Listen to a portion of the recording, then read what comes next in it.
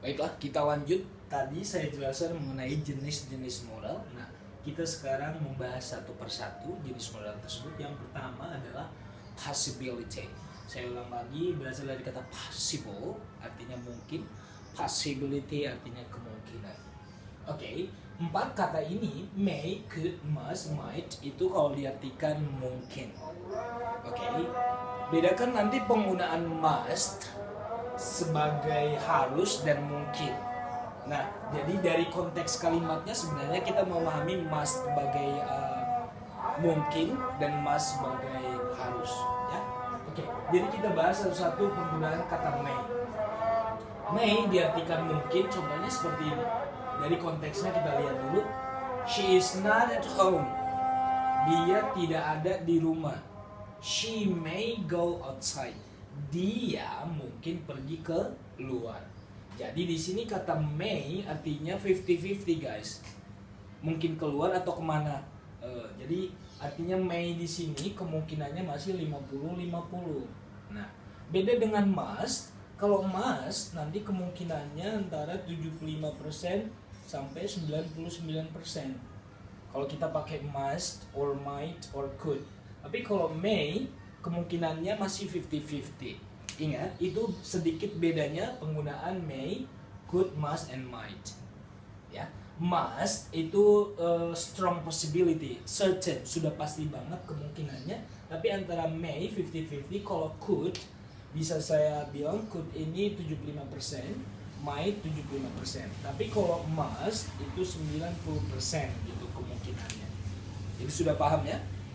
Oke, kita pakai may. Jadi kamu atau kita boleh pakai may kalau kemungkinannya 50-50. Jadi di sini dia tidak ada di rumah. Dia kemungkinan pergi keluar. She may go outside. Lihat.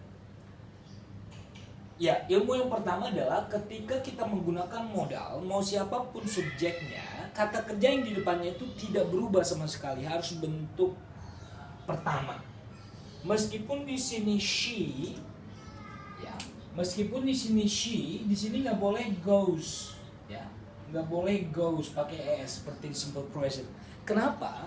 Karena modal ini sudah mengunci kata kerja yang ada di depannya. Jadi kata kerjanya harus bentuk yang masih naked, masih bare. Kalau saya diterjemahkan secara vulgar, kata kerja yang masih telanjang, tidak ada tambahan apapun, tidak ada s, es, ing, ed dan segala macam. Harus bentuk pertama atau disebut dengan bare infinitive, bare infinitive, bare, naked, telanjang, artinya murni kata kerjanya.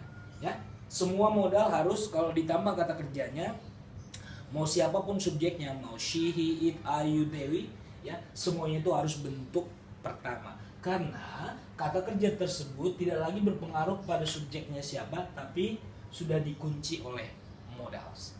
Ya, jadi ingat tadi modals can, could, will, would, dan lain-lain itu sudah mengunci kata kerja yang di depannya.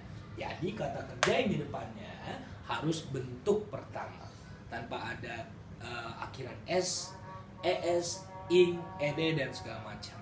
Oke. Nah, kita lanjut contoh kedua. Could. Ya, seperti di lagu Raisa, could it be love? Could it be love? Artinya mungkinkah itu cinta? Karena dilihat dari cerita-cerita sebelumnya kayaknya ini cinta ya. Sudah ada kepastian 75% karena perhatian dia, pemberian dia, ajakan dia keluar, dan kamu juga merasakan kok saya tidak bisa berhenti membayangkan dia. Could ya 75%. Okay. I can't stop thinking of her.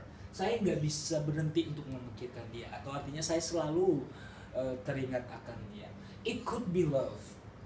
Ini yang saya rasakan ini, it ya perasaan tidak pernah berhenti memikirkannya ini, it ya could be love. Ini mungkin cinta 75% mungkin. Oke. Itu yang saya bilang tadi, kalau could sama might itu kemungkinannya 75%. Sedangkan kalau may 50-50%, kalau must itu 90 ke atas, sudah pasti banget. Ya, contoh kata must, penggunaan must. Budi kelihatannya pucat banget. Nah, kalau orang pucat bisa karena sakit mencret-mencret, bisa karena sakit tipes dan segala macam. Pokoknya itu indikasi menandakan dia sakit. Nah, he must be sick. Dia pasti sakit. Pasti ya. Jadi mungkin boleh dia mungkin sakit, tapi mungkinnya itu sudah 90%. Tapi kalau saya mengatakan pasti, he must be sick. Ya. Oke. Kenapa di sini be sir? Lihat penjelasan saya sebelumnya. Kalau kita tidak menggunakan kata kerja, pakailah be untuk di depan modal. Ya. Lihat ini ada be juga karena ini artinya cinta, benda, sick, sifat, ya, ya, ciri-ciri badan atau tubuh, ya, must be sick. Nah, ingat kalau ada kata kerja langsung tambahkan kata kerja bentuk pertama. Tapi kalau dia bukan kata kerja, contohnya kata benda, kata sifat, kata keterangan, itu pakai be, ya. Oke.